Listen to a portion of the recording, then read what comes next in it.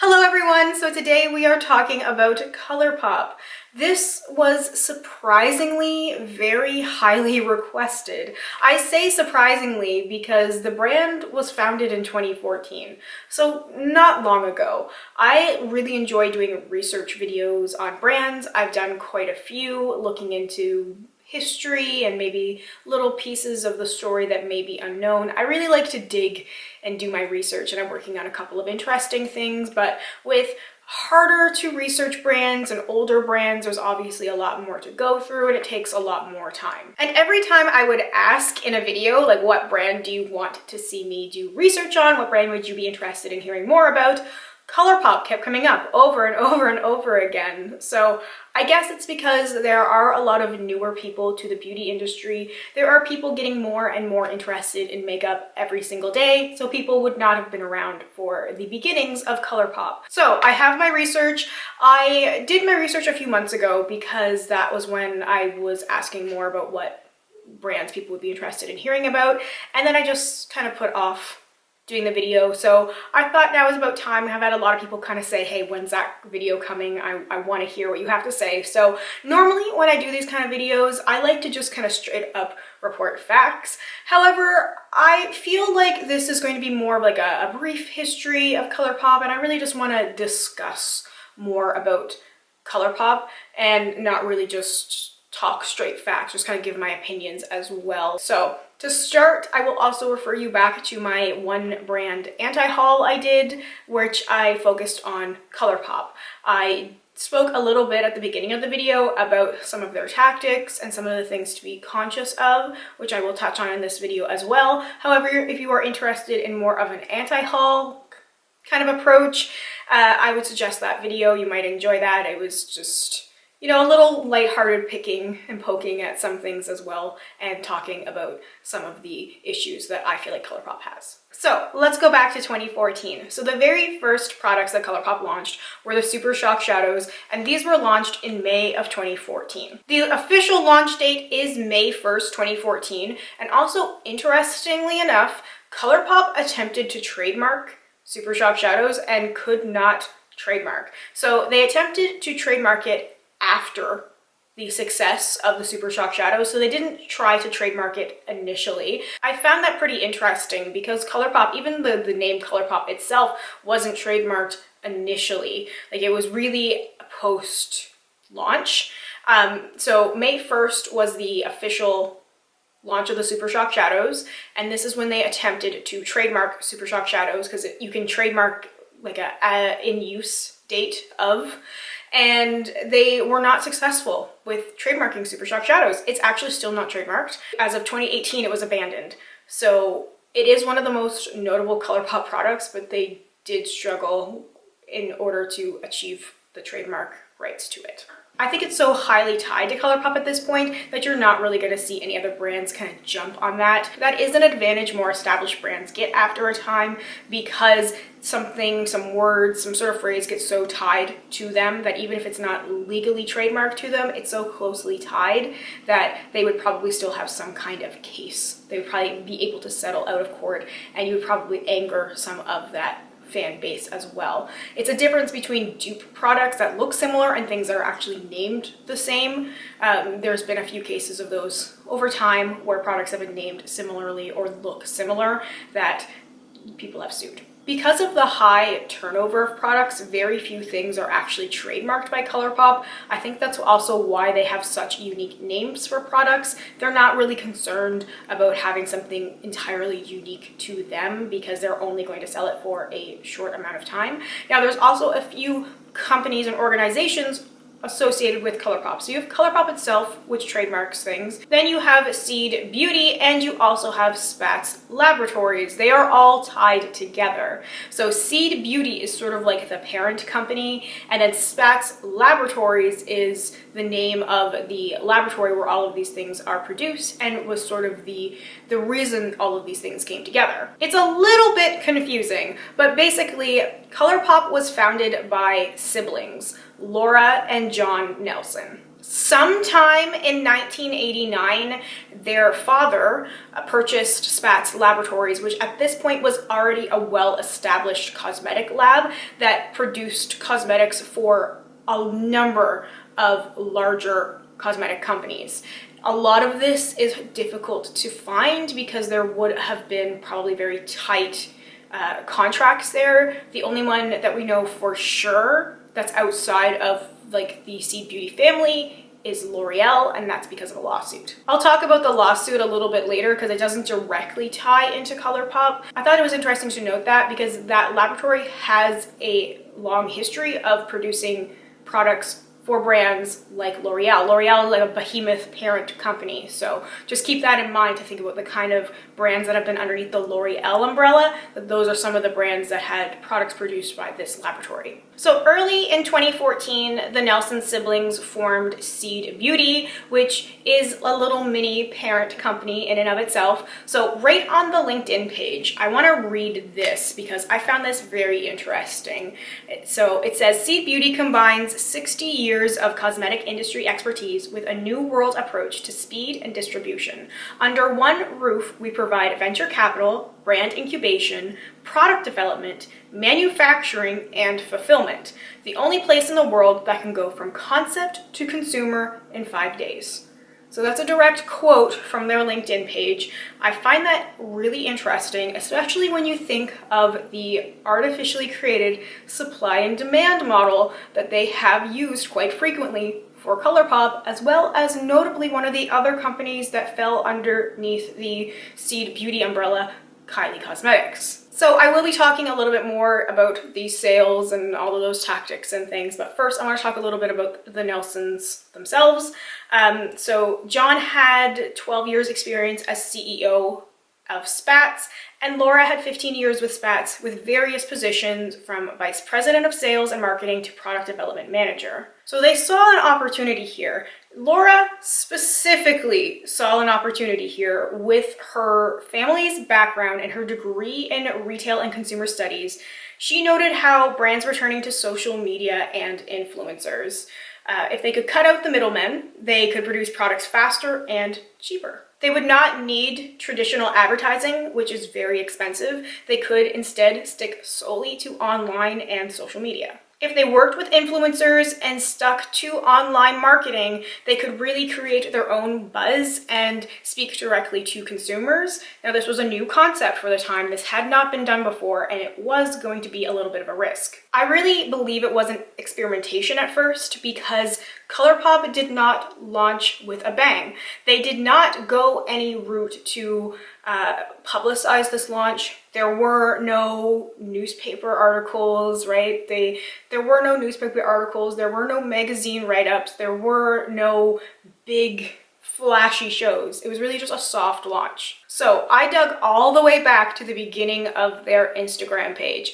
It was a lot of scrolling. But I was curious to see what the first posts were. And the very first post that was ever made on the ColourPop Instagram page was a post in 2014 that just talked about their cruelty-free status. I think this was very interesting, but also very strategic because people who are cruelty-free are incredibly loyal and dedicated to the brands that are cruelty-free. I feel like they're very outspoken, and this was a really simple, easy way to kind of test the waters and see how people would respond to like a new cruelty-free brand that was launching. Also, at the time, ColourPop definitely would have been considered an indie brand. Now, the definition of what makes an indie brand, I think, is very loose. I don't think there's really anything cut and dry. A lot of people have different definitions of what makes a brand indie.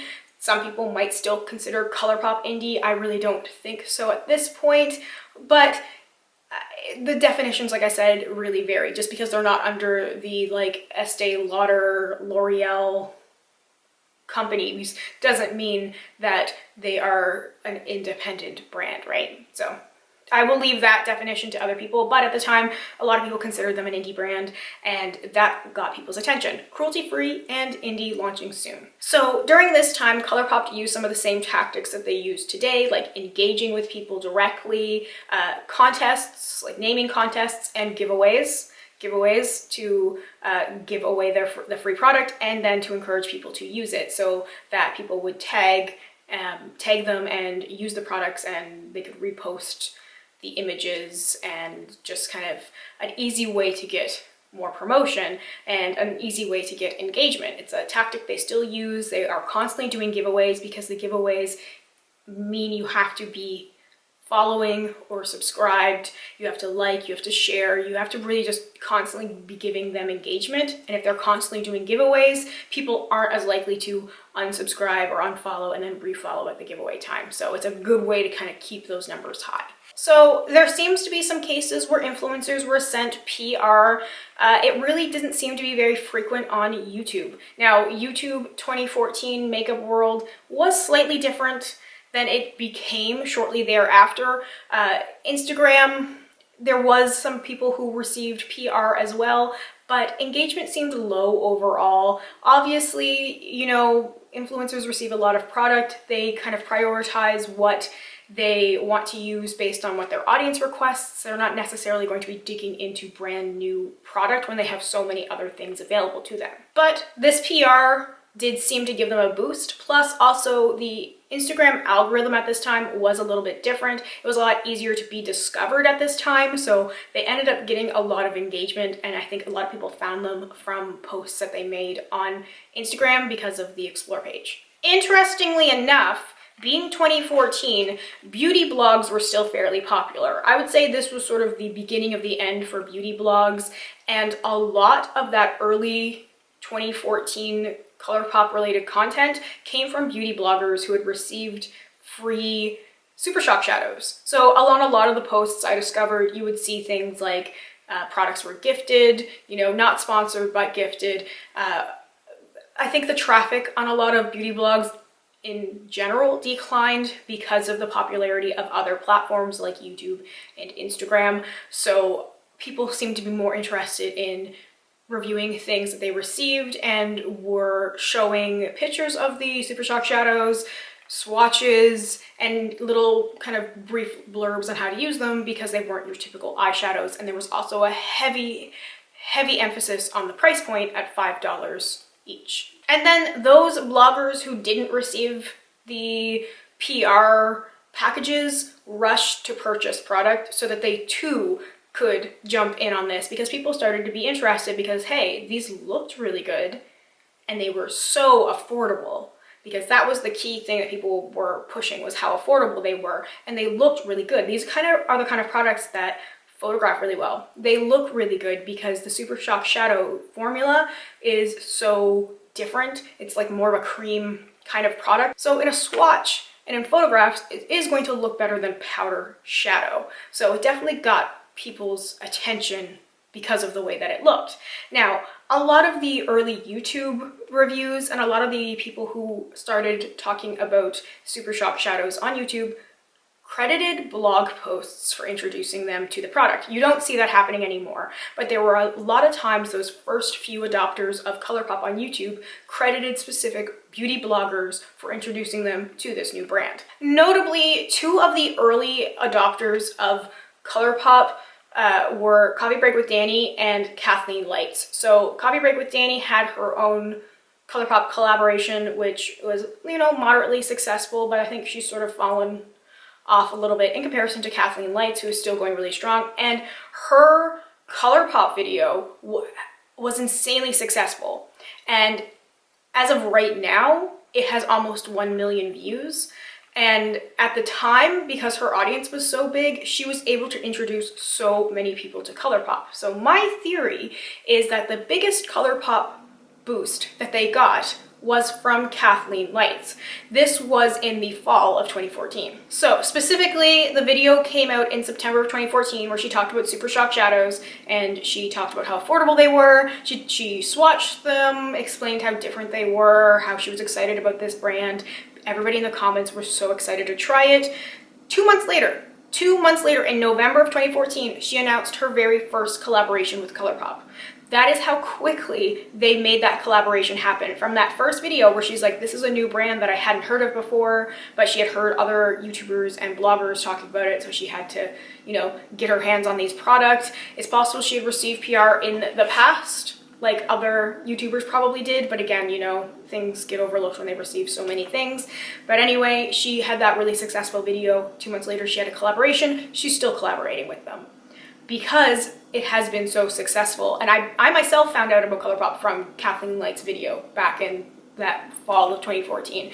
I feel like a lot of people did, because she was one of the people with the biggest audience at the time who was talking about them. She gave them the biggest push. And that was really what they needed. They just needed one push. Sometimes it sounds so cheesy. I hear people say this all the time where it's like, you just need one person, but it's true. I mean, you get the one right person, and for ColourPop in their situation, it was Kathleenlights. You have one person talking about a brand and they are able to sell out products simply by talking about it and recommending it.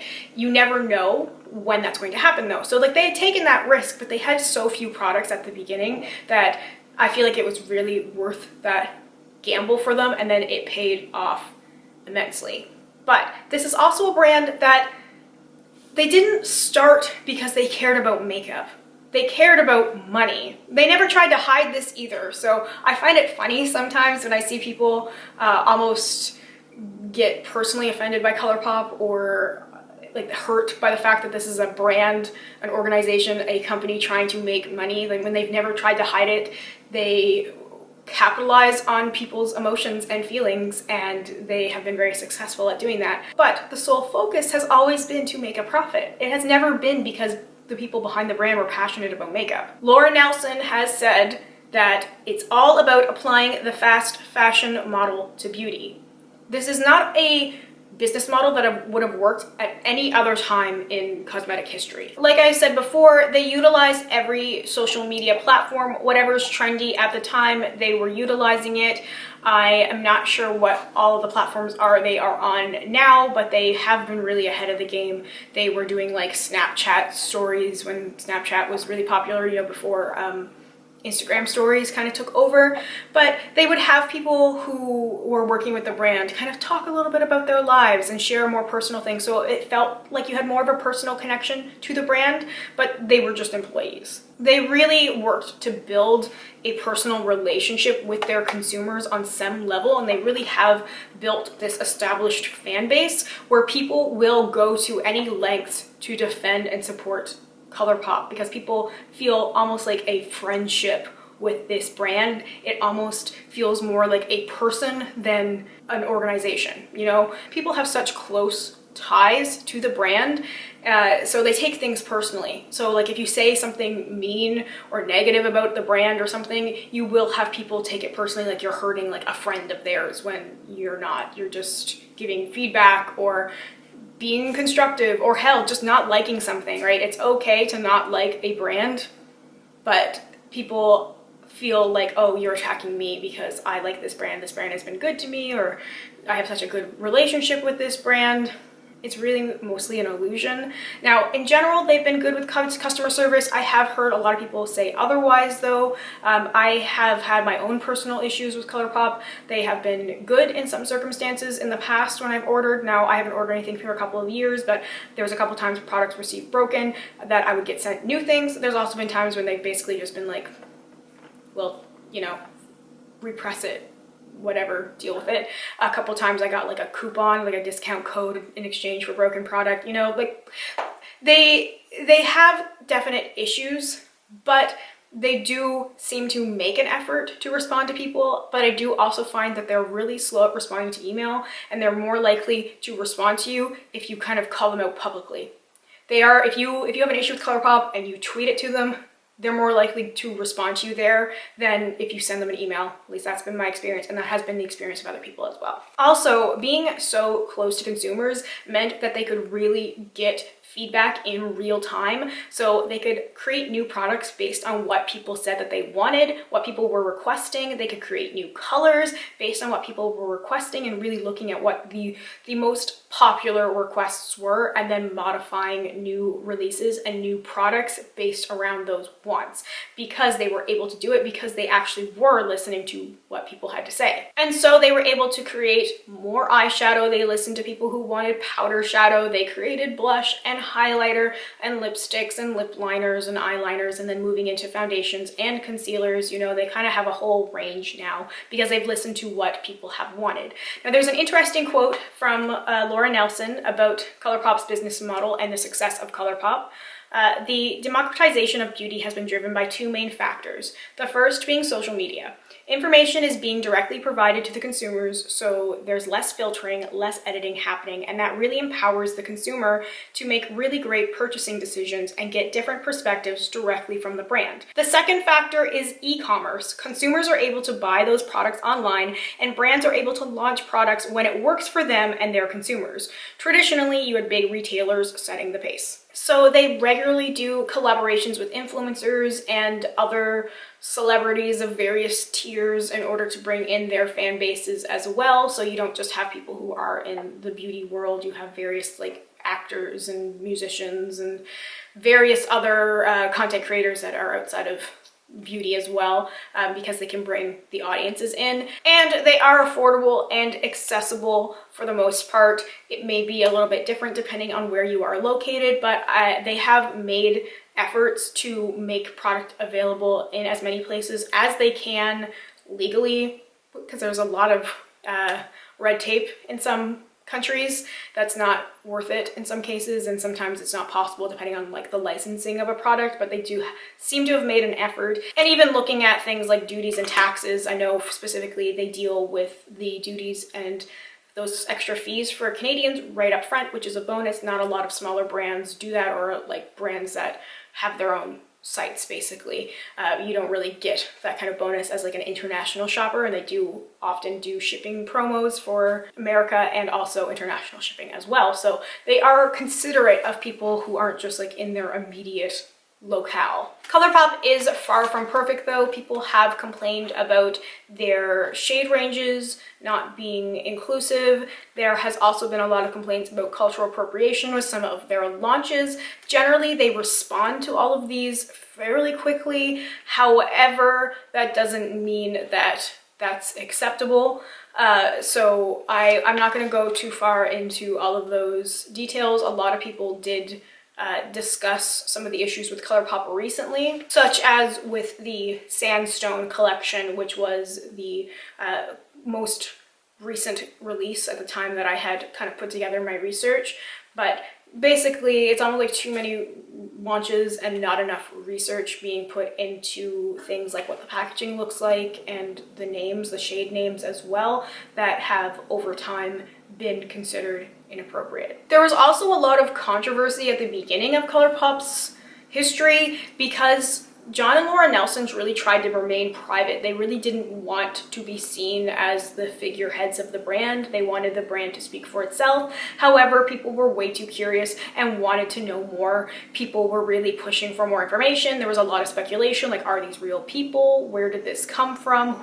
Like, what ties does this brand have to other things? So they did end up having to come forward and talk a little bit about why they created Seed Beauty and ColourPop. However, they have, for the most part, stayed away from the media. ColourPop also sort of irritated beauty editors, people who worked at magazines, because they didn't care. They weren't looking to impress fashion editors for magazines that had been in existence for decades. They were solely looking at social media because they knew that was the direction to go in. They truly believed that that was the future, and they were right. They also knew, quote, influencers genuinely love our products and aren't afraid to take risks when it comes to trying different styles of makeup.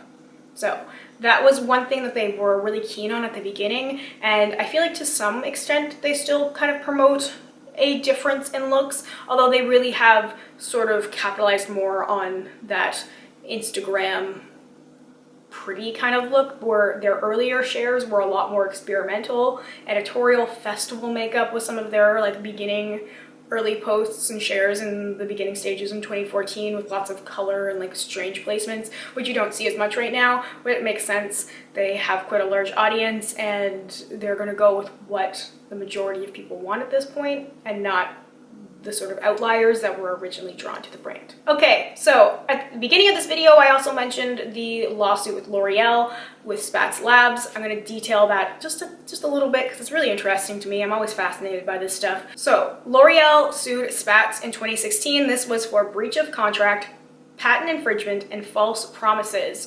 So essentially, Spatz stopped working with L'Oreal once they had acquired the partnership with Kylie Jenner for Kylie Cosmetics. They were accused of using a L'Oreal-owned patent in order to create those Kylie lip kits. Initially, the courts found in favor of Spatz because L'Oreal didn't have enough actual proof, but the case dragged on for so many years. Spatz and L'Oreal are not hurting for money, let me just say that. Seed Beauty, so this is the ColourPop parent company that's also tied to Spatz Labs, sued Coty. This is because Kylie Jenner sold 51% of her company to Coty, which is this mega parent brand akin to L'Oreal and Estee Lauder as well. And they also sued Kim Kardashian's brand, KKW. This is because of what they call trade secret information. They are saying that Kylie's and Kim's brands are sharing or were sharing details about how Seed Beauty was so profitable. They were setting forth claims of misappropriation of trade secrets in violation of California Uniform Trade Secret Act, breach of contract, and intentional interference with contract. So, Seed Beauty was seeking a temporary restraining order and preliminary and permanent injunction enjoining Coty from, among other activity, reviewing, discussing, disclosing, or misappropriating its trade secrets. And, of course, they were seeking monetary damages. Coty is also being sued by its own shareholders for allegedly overpaying for Kylie Cosmetics. This is all still ongoing, by the way, so I'm kind of interested to see what's going to come of all that, but I just found that very interesting. So ColourPop is a rapidly growing brand. However, I feel like they might have sort of plateaued a little bit now. They might even be starting to drop down. People have started to make fun of them for their constant releases. However, they are still selling incredibly well. People are still purchasing all of the ColourPop stuff that they can. ColourPop is still raking it in, and they are definitely capitalizing on all of the sales and all of the different promotions that they have, especially around the holiday season. So speaking of some of those things that I addressed at the beginning, and just to end with some of my general thoughts, since we've gone through like a little bit of the back story of ColourPop. ColourPop has also recently acknowledged their issue with restocking products. I thought this was interesting. I'm going to read their posts that they shared. But they're not going to restock things when they can produce new product. They're going to make more money off of the new product. Also, people will keep going back and checking. If people really want something, they will sign up for alerts. They will keep going back and checking the sites. They're not going to restock things during a sale or during a big specific time of the year, like leading up to the holidays, where they would make a lot of purchase naturally anyway. They are going to hope people will buy the other product they have. They don't tend to have to produce a lot of stock anyway. They don't need to have like a surplus of product because they have their own laboratory. They can produce things sort of on demand. So they're going to produce a certain quantity of things, and then when that sells, they will reproduce as needed, and as long as they are still carrying the product and as long as the demand is there. But sometimes there's a handful of people who are really vocal about a restock of a specific item, but it's really only a handful of people. So they're not going to produce a batch of product that really isn't going to sell. So despite how insistent some people might be about wanting specific products to come back in stock that have been out of stock for a while, it's probably not going to happen, and you just might see the product kind of slowly disappear, or it might come back in like very small doses, but not during the holidays and not during sales. So what they shared on their social media was, "We interrupt your scrolling to address some frequently asked questions and concerns. Restocks? ? Our top priority is the health and safety of our employees and customers, and since reopening in May, we completely redesigned our fulfillment center to comply with state-recommended social distancing guidelines. We are working hard to restock all of your requests. We'll make sure to keep you posted when your favorite products come in through email notifications and our social media posts." So this isn't always true. This doesn't always work. People don't always receive email notifications when products come in. And again, they're very unlikely to have a massive restock. It would probably be small amounts because they want people to keep coming back. That is the whole name of the game here. Now, yes, there would have been issues with their COVID guidelines, absolutely, probably an issue sourcing some of the ingredients. However, some of this is just them trying to make an excuse and trying to satisfy people who have been kind of getting a little bit angry. And a lot of the people on social media are people who are unhappy. So the second post was, what about new launches? Our new launches are scheduled further in advance and are completely separate from our restock resources. That means we're still able to share the newness that you can expect from us. We appreciate your patience as we work hard to provide the products you love. So, remember at the beginning, they can produce things in 5 days. Some of these, like timed collaborations, so things like the Raw Beauty Christie collaboration would have been planned in advance. The Hocus Pocus collection would have had to have been timed to be released specifically leading up to Halloween.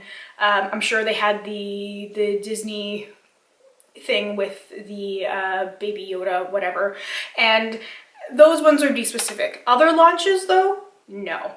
Those are not things that they are creating because they had planned. They planned things based on what people want.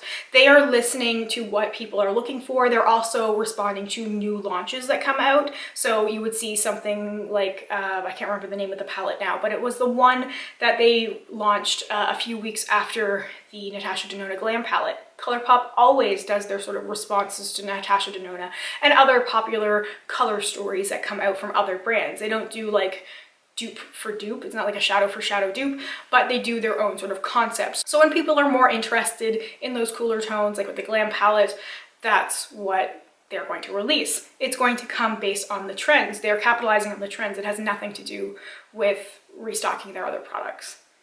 They're going where the money is immediately, and they're going to make more money on that instant trend, that whole fast fashion model, so that they can get the things to the consumer that the consumer wants right away. They're not caring about the restock product that isn't going to have that same sort of impact. So anyway, that is my 2 cents about ColourPop and what I think about their whole approach to product launches and restocks. I would love to hear what you think. Again, I'll refer you back to my ColourPop anti-haul if you want a little bit more about the ColourPop business practices and kind of how they handle product launches and things just to be aware of. Let me know if you have any questions, comments, concerns. Let me know if there are any other brands that you would like to hear a little bit more information about or just hear my thoughts and opinions on in any context. Thank you so much for watching. I hope you have a wonderful, wonderful day or night wherever you are, and I hope we get a chance to chat soon. Bye for now.